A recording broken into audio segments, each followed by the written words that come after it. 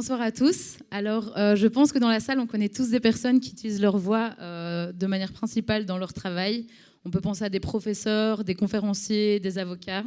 Eh ben, en réalité, il y a 25% de la population qui utilise sa voix comme outil de travail principal et qui court donc un risque décuplé d'expérimenter un trouble de la voix. Et pour ces personnes-là, il est quasi impossible de monitorer leur voix au quotidien et donc de prévenir un forçage vocal. Et il est impossible d'être suivi au quotidien par un logopède. Et donc, ils courent un risque de voir leur santé vocale régresser. C'est pourquoi nous avons créé Disentis. Et notre ambition est d'offrir à ces personnes un suivi constant de leur santé vocale, où qu'ils soient et au quotidien. Donc, nous développons un dispositif médical qui prend la forme d'un collier et qui est couplé à une application.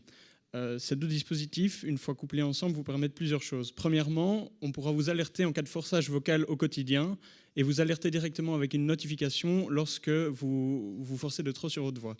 Ensuite, ça permet d'avoir un suivi au fur et à mesure des jours et des semaines pour pouvoir constater l'évolution de sa santé vocale et voir si on est sur le chemin d'aller vers une meilleure santé vocale. Ensuite, ça permet également de conseiller des exercices personnalisés en fonction du profil du patient et de l'évolution de sa santé vocale.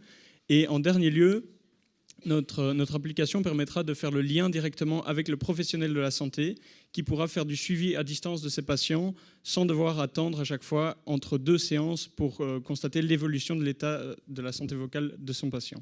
Donc, notre dispositif, il s'adresse à deux segments, deux types de clients. Donc, il y a premièrement les patients en rééducation vocale, dont on vient de parler, qui doivent faire leurs exercices et qui sont suivis par un ou une logopède.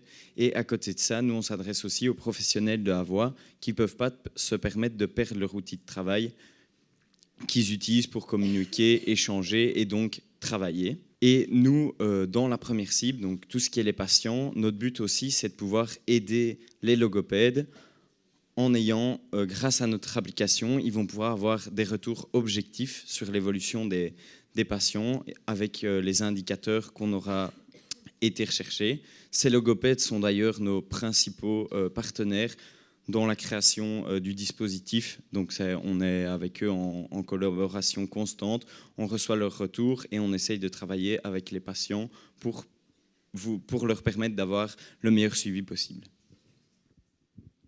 Pour mener à bien ce projet, notre équipe est constituée de 4 profils complémentaires. Je vous présente Alix, qui est responsable de la partie communication et design du projet, Martin, qui est responsable de relever les défis techniques du projet, Maxime, qui est responsable de la partie gestion et vente, et moi-même, qui suis responsable de la partie médicale.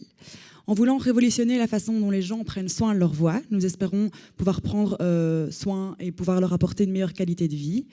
Et merci de nous avoir écoutés. Nous espérons vous avoir inspiré à peut-être devenir l'un de nos prochains partenaires. Merci beaucoup.